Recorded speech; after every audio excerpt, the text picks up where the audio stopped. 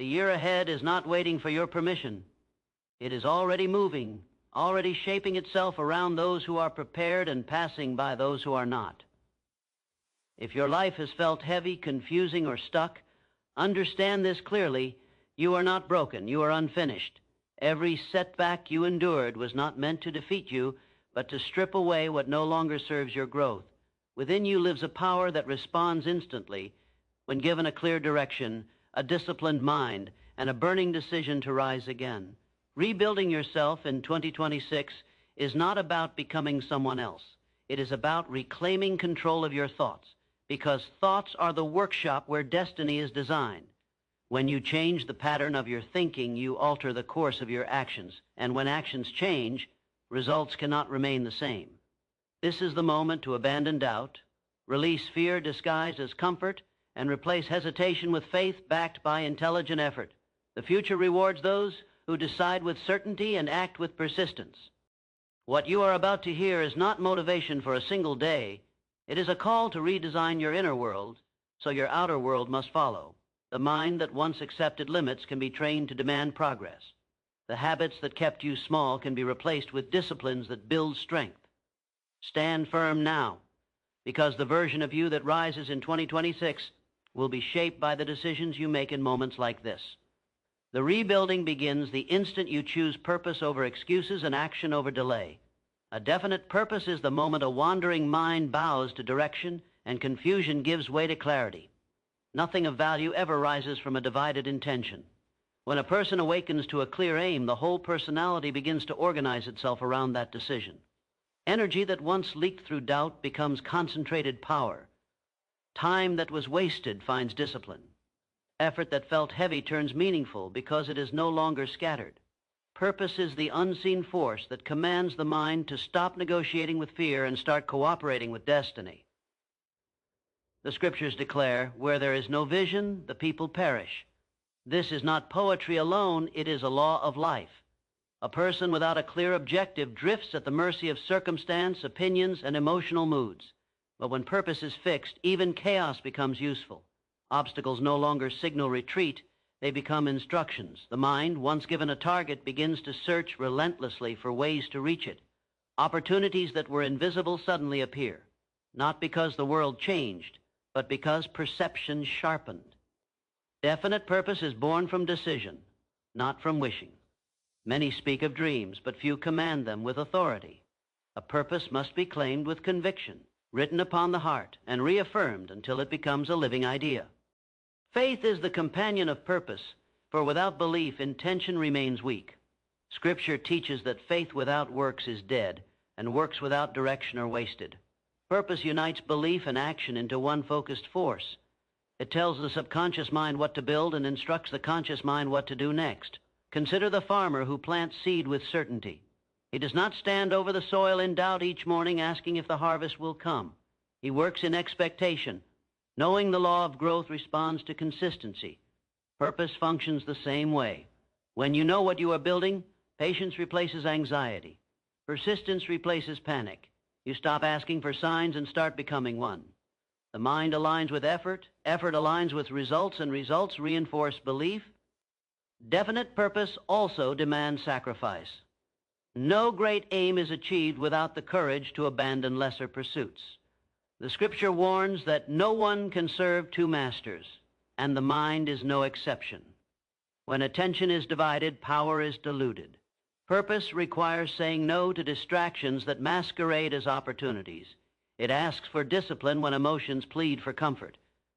Yet in that discipline lies freedom, because the soul finds rest when it knows it is moving in the right direction. In practical life, purpose governs decisions large and small.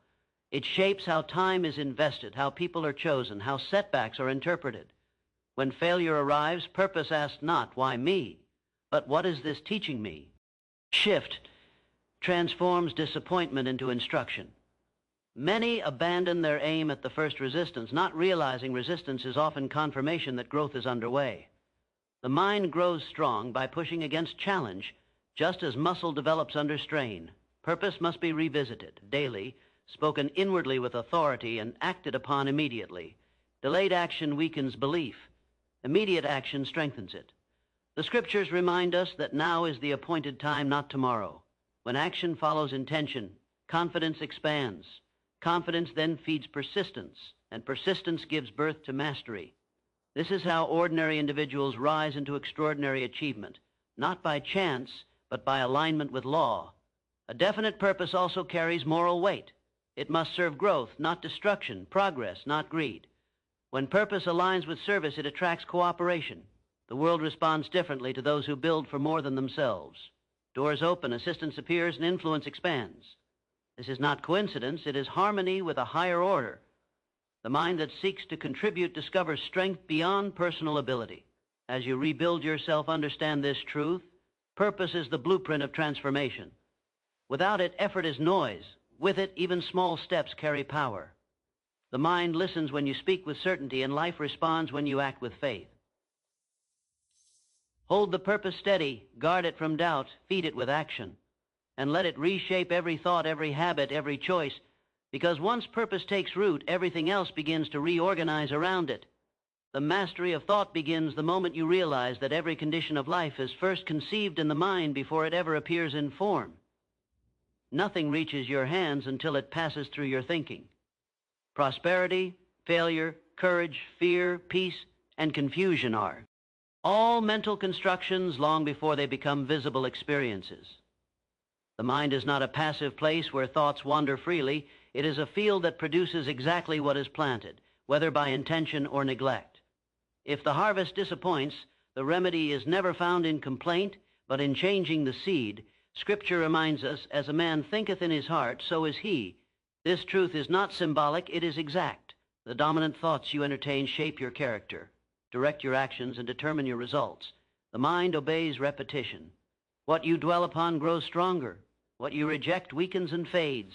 When a person allows fear to occupy the inner space, fear gains authority. When faith is deliberately chosen and repeatedly affirmed, it becomes a commanding force that governs behavior even in moments of pressure. Mastery of thought requires discipline, not suppression. You do not defeat negative thinking by fighting it emotionally. You overcome it by replacing it intelligently. Just as darkness cannot exist where light is present, destructive ideas cannot survive where constructive thoughts are consistently installed. This is why guarding the mind is a spiritual responsibility. The Scripture teaches us to take every thought captive, not to allow it free rein. A thought unexamined becomes a belief, and a belief unchallenged becomes a limitation. In daily life, the mind is constantly influenced by environment, conversation, media, and past experiences. If these influences are not consciously selected, they will unconsciously direct behavior. Many live under the illusion that circumstances control them, not realizing that interpretation is the real master. Two individuals may face the same situation. One grows bitter, the other grows wiser. The difference is not the event, but the meaning assigned to it. Thought mastery gives you authority over meaning. G, an authority over meaning gives you control over response. Faith plays a central role in mental command. Faith is not blind hope, it is trained expectation.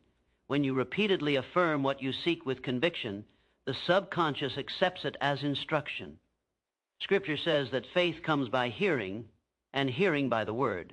What you say inwardly and outwardly is heard by the mind, and the mind obeys familiar commands. This is why careless speech weakens resolve, while deliberate affirmation strengthens belief. Words spoken with emotion become orders to the subconscious. Consider the athlete who sees victory before stepping onto the field, or the builder who envisions the structure before laying the foundation. They are not pretending, they are programming. Visualization is the language of the subconscious. When the mind sees clearly and repeatedly, it moves the body into alignment. Doubt interrupts this process, not because it is powerful, but because it divides focus. A divided mind cannot issue strong commands. Mastery demands unity of thought, belief, and action. Real-life application begins with awareness. Notice the thoughts that arise during challenge. Are they empowering or weakening? Do they direct you toward solution or surrender? Replace complaints with questions that invite progress. Replace fear statements with declarations of capability. When setbacks occur, resist the temptation to internalize defeat. Scripture teaches that trials produce endurance, and endurance produces strength. The trial itself is not the enemy. The interpretation of it determines the outcome. The mind must also be protected during moments of success. Pride invites carelessness, and carelessness weakens discipline. Mastery of thought includes humility, the understanding that growth is continuous. Gratitude stabilizes the mind and keeps it aligned with purpose. When gratitude, E becomes habit, anxiety loses its grip because the mind cannot dwell on appreciation and fear at the same time. This mastery is not achieved in a single decision, but built through daily practice. Each morning, the mind must be set with intention. Each evening, it must be reviewed with honesty. Thoughts accepted today shape behavior tomorrow. Behavior repeated becomes character. Character sustained determines destiny. The mind, once trained, becomes a faithful servant rather than a reckless master. As this rebuilding continues, understand that thought mastery is the gateway to every other discipline. Without it, purpose weakens, effort scatters, and faith fades under pressure. With it, even adversity becomes a tool, and uncertainty becomes fuel for growth, because the mind that is governed by truth, faith, and discipline cannot be ruled by circumstance. Self-discipline is the quiet force that turns intention into achievement and belief into visible results. It is the ability to command oneself when emotion seeks comfort and habit demands ease. Without discipline, desire remains a wish and faith becomes idle talk. With it, even ordinary ability is multiplied, because the mind learns to obey direction instead of impulse. Discipline is not punishment, it is alignment. It brings the scattered energies of a person into order and gives them authority over time, appetite, speech, and action. Scripture teaches that a man without self-control is like a city broken into and left without walls. This image reveals a powerful truth. When discipline is absent, distractions invade, temptations rule, and circumstances dictate behavior. But when discipline is present, the inner life is protected. Decisions are made with clarity. Actions follow principle rather than pressure. Discipline builds walls around purpose, allowing progress to grow undisturbed by chaos. Self-discipline begins in the mind long before it appears in behavior. It is the decision to delay immediate gratification in exchange for lasting reward. The disciplined individual understands that pleasure without control leads to regret, while restraint guided by purpose leads to freedom. This is why Scripture speaks of training the body and renewing the mind. Discipline is training, not restriction. It teaches the body to follow the mind and the mind to follow truth. In daily life, discipline shows itself in small choices that seem insignificant but compound into destiny. Rising when comfort urges rest, working when enthusiasm fades, speaking with intention rather than reaction, managing money with wisdom rather than impulse. These acts may appear ordinary, yet they shape character. Character, once formed, becomes the silent force that determines how a person responds under pressure. When crisis arrives, discipline reveals itself not as effort, but as habit. Many seek motivation, yet neglect discipline. Motivation comes and goes with emotion, but discipline remains steady regardless of feeling. Scripture reminds us that faithfulness in little things leads to authority over much. Discipline in small matters prepares the mind for larger responsibility. The person who cannot govern appetite cannot govern opportunity. The one who cannot control time cannot command success. Discipline teaches order, and order creates power. Faith and discipline work together. Faith sets the direction, discipline sustains the journey. Faith sees the promise, discipline walks the path.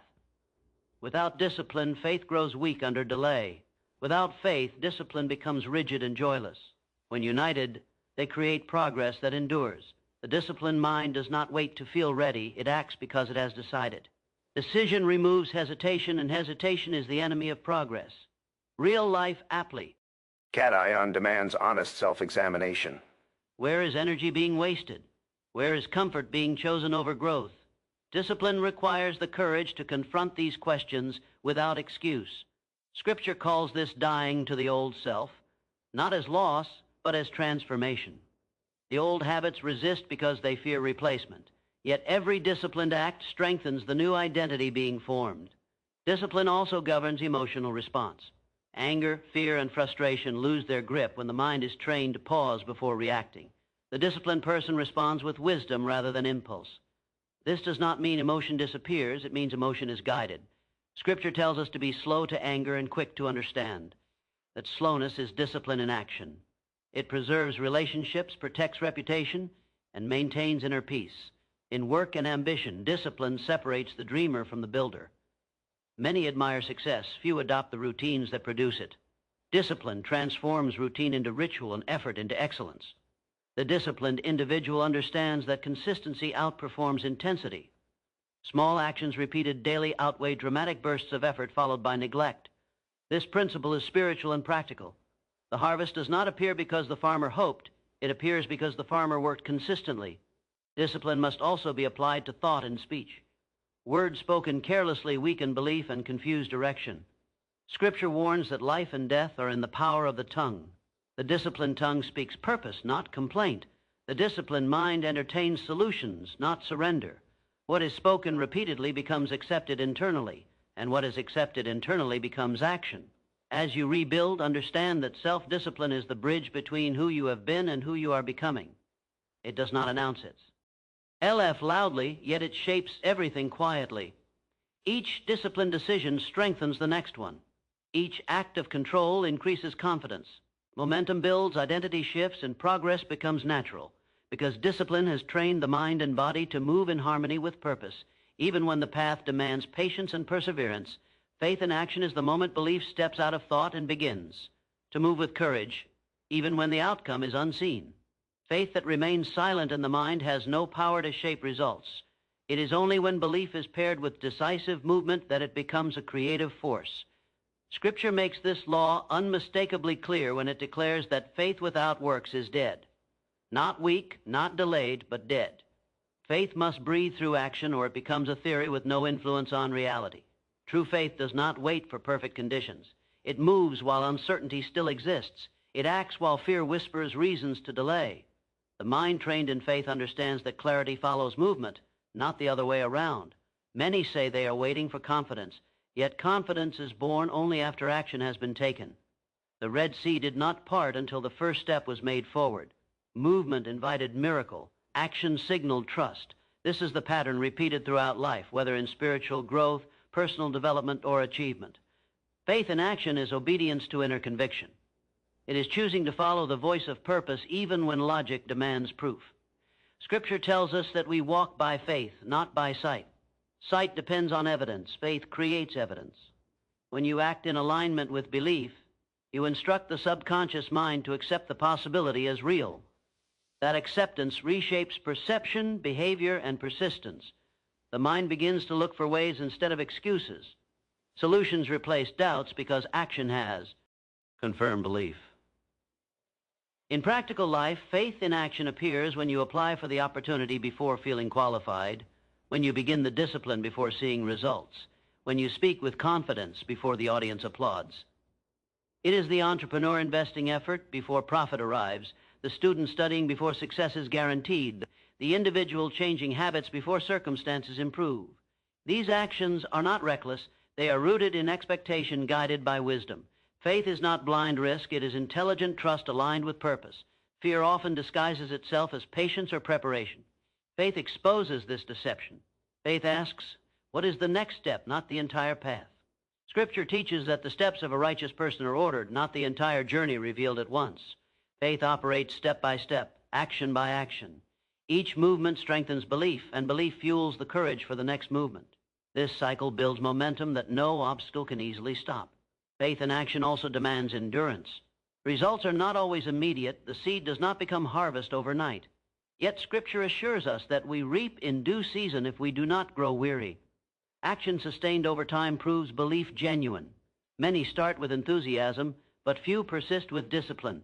Faith is refined through delay. Delay teaches patience. Patience builds character. Character stabilizes faith so it no longer depends on emotion. In relationships, faith in action shows itself through forgiveness before apology, kindness before recognition, integrity before reward. These acts may appear costly in the moment, yet they produce peace, trust, and influence over time. Scripture teaches that what is done in secret is rewarded openly.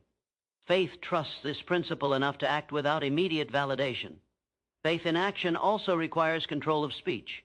Words spoke and repeatedly guide action unconsciously. Scripture says that whatever we ask believing, we shall receive. Asking is not limited to prayer. It includes daily declaration. When words align with belief and belief aligns with action, results follow naturally.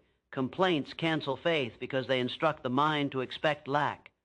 Declarations strengthen faith because they affirm direction. Action then follows the strongest internal command. In moments of adversity, faith in action refuses surrender. It does not deny difficulty, but it denies defeat. Scripture tells us that all things work together for good for those who remain aligned with purpose. Faith acts on this promise by continuing effort when evidence suggests stopping. This is not stubbornness, it is trust in law.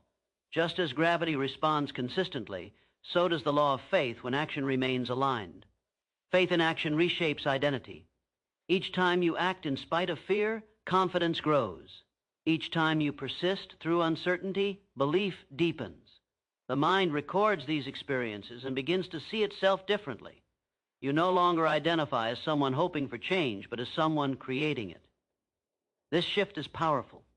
Identity governs behavior, and behavior determines outcomes. As the rebuilding continues, faith must keep moving. It cannot be stored, postponed, or borrowed. It must be exercised daily through thought, speech, and action. Every step taken in faith strengthens the next one. Every act of courage expands capacity. Faith that moves becomes faith that multiplies, and belief expressed through consistent action begins to shape circumstances, opening paths where none seem to exist and preparing the mind for even greater responsibility ahead. Persistence under pressure is the test that separates wishful belief from unshakable conviction. Anyone can begin when excitement is high and conditions are friendly, but only those anchored in purpose continue when resistance rises and progress appears slow. Pressure is not punishment, it is preparation. It reveals what truly governs the mind. When circumstances tighten and effort feels heavy, persistence decides whether purpose will mature or collapse under doubt. Scripture teaches us to endure hardship as discipline, not as defeat. This endurance is not passive waiting, it is active commitment in the face of strain. The mind under pressure seeks escape, comfort, or justification to quit. Persistence refuses these negotiations. It stands firm on decision, not emotion. Emotion fluctuates, but decision anchors the will. When pressure increases, persistence reminds the mind why the journey began and commands the body to continue forward. Every worthwhile achievement encounters resistance at its most critical stage. Many turn back not because the goal is wrong, but because the discomfort is unfamiliar. The enemy of persistence is not failure, it is discouragement. Discouragement whispers that effort is wasted and delay is proof of defeat. Scripture counters this lie by declaring that those who wait upon the Lord renew their strength. Waiting here does not mean inactivity, it means remaining faithful in action. While results are still forming in practical life, persistence under pressure appears when progress stalls but effort continues, when rejection arrives but confidence remains intact, when fatigue speaks louder than motivation yet discipline prevails. It is the student studying after disappointment, the worker refining skills without recognition, the builder laying foundations long before applause. These moments shape inner strength. Pressure compresses belief until it either breaks or becomes solid. The mind grows resilient through repeated exposure to challenge. Just as muscle strengthens under resistance, tear develops under sustained effort. Scripture reminds us that perseverance produces character, and character produces hope. This sequence is vital. Hope rooted in experience is stronger than hope based on desire alone. Persistence converts belief into evidence. Each obstacle overcome becomes proof that future challenges can also be endured. Under pressure, clarity often sharpens. Distractions fall away, revealing what truly matters. Persistence trains the mind to focus on essentials rather than noise. Complaints weaken resolve, while gratitude strengthens it. Gratitude under pressure is a powerful act of faith. It declares trust in outcome, even when evidence is incomplete. This posture keeps the mind aligned with purpose rather than consumed by circumstance. Many abandon their aim just before breakthrough, unaware that pressure often increases closest to completion. Scripture speaks of pressing toward the mark, not drifting toward it. Pressing implies resistance, effort, and intention. Persistence is pressing forward when retreat appears reasonable. It is the refusal to interpret temporary difficulty as permanent failure. The mind that persists learns to see delay as refinement rather than denial. Persistence also governs response to failure. Failure is not the opposite of success, it is part of its construction.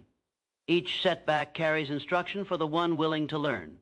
Scripture assures us that all things work together for good for those aligned with purpose. Persistence trusts this principle enough to continue adjusting and advancing. Quitting forfeits the lesson. Persistence extracts wisdom. Pressure exposes identity. When circumstances challenge self-image, persistence rebuilds it stronger. Each act of endurance reinforces the belief that capability exceeds comfort. The mind begins to identify as resilient rather than fragile.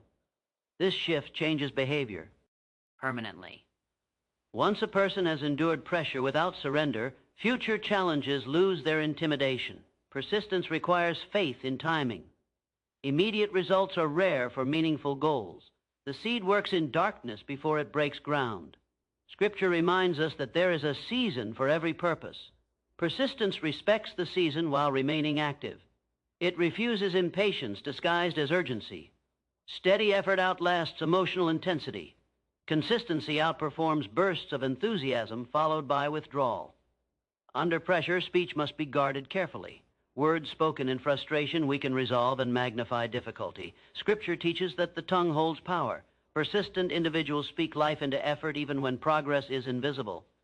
They replace statements of defeat with declarations of endurance. These words instruct the subconscious to continue searching for solutions rather than surrendering to fatigue. As rebuilding continues, pressure will not disappear, it will evolve. Greater responsibility brings greater resistance. Persistence under pressure prepares the mind for increased capacity. Each season of endurance expands strength, sharpens faith, and deepens commitment. Those who persist do not merely survive pressure, they are shaped by it, strengthened through it, and positioned for the next level of purpose that demands even greater resolve.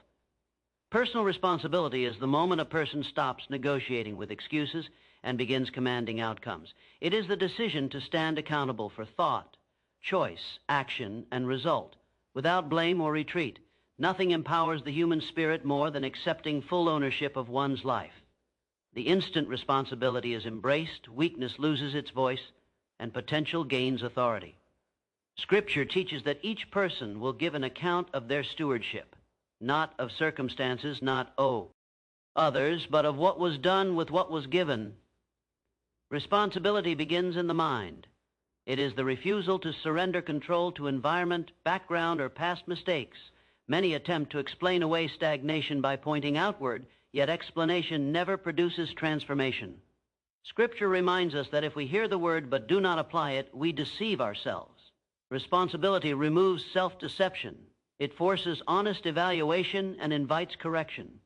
Growth begins where honesty replaces justification. When responsibility is accepted, power returns to the individual. Blame scatters power, responsibility concentrates it. A person who blames waits for others to change. A person who accepts responsibility changes first. Scripture says that whoever is faithful in little will be faithful in much. Responsibility practiced daily prepares the mind for greater opportunity. Those who cannot manage what is in their hands today are not prepared for what they desire tomorrow. In practical life, responsibility governs response. It asks, what can I do now, regardless of what others have done? It does not deny injustice or difficulty, but it refuses to be defined by them. Scripture tells us to overcome evil with good, not to be overcome by it. Responsibility is overcoming. It turns adversity into assignment. It transforms hardship into training. The responsible mind asks how this moment can be used for growth, rather than how it can be escaped. Responsibility also requires courage, because it removes the comfort of victimhood. Victimhood offers sympathy, but steals progress. Responsibility demands effort, but produces freedom. The responsible individual understands that feelings do not dictate duty. Discipline governs behavior. Scripture teaches that the wise build their house on rock, not on shifting ground. Responsibility is that rock. It stabilizes decision-making even when emotions fluctuate. In relationships, responsibility appears through ownership of words, tone, and actions. It replaces reaction with reflection. Instead of asking who is wrong, it asks what can be corrected. Scripture encourages us to examine ourselves first. This self-examination strengthens character and preserves peace. Responsibility does not mean accepting blame for everything, but it means taking charge of one's response in every situation. In work and ambition, responsibility separates the dependable from the replaceable. Those who accept ownership of results earn trust, influence, and opportunity. Scripture states that the diligent will stand before leaders. Diligence is responsibility in motion. It is doing what must be done without supervision. It is excellence practiced in private. Responsibility builds reputation quietly and consistently until opportunity recognizes preparation. Responsibility also governs thought patterns. A responsible mind refuses to entertain defeatist language. It understands that thoughts repeated become beliefs, and beliefs guide behavior. Scripture urges us to renew the mind, not excuse it. Renewal requires effort. It demands the replacement of limiting ideas with constructive truth. Responsibility ensures that the mind is trained intentionally rather than influenced passively. Personal responsibility strengthens faith. Faith without responsibility becomes expectation without effort. Responsibility without faith becomes strain without vision. Together, they create progress with purpose. Scripture reminds us that we are workers together with God. This partnership requires participation. Responsibility is the human response to divine opportunity. It honors faith through action. In moments of failure, responsibility protects dignity. Instead of denial, it invites learning. Failure acknowledged becomes instruction. Failure ignored becomes repetition. Scripture tells us that the righteous may fall, but they rise again. Rising requires responsibility. It requires admitting missteps and adjusting direction. This process builds resilience rather than shame. Responsibility also governs time. Time misused cannot be recovered, yet time invested multiplies. Scripture teaches us to redeem the time because days are precious. Responsibility treats time as a resource, not an enemy. It prioritizes growth over distraction. It understands that each hour directed toward purpose strengthens momentum. As rebuilding continues, responsibility becomes the foundation of transformation. Without it, purpose weakens, discipline fades, faith hesitates, persistence collapses under pressure. With it, the individual stands firm regardless of circumstance. Responsibility anchors identity. It declares, my life is my assignment, my growth is my duty, and my progress begins with the choices I make now. When this truth takes hold, the mind sharpens, effort intensifies, and the future begins to respond, because responsibility accepted becomes power released, preparing the ground for everything that follows next.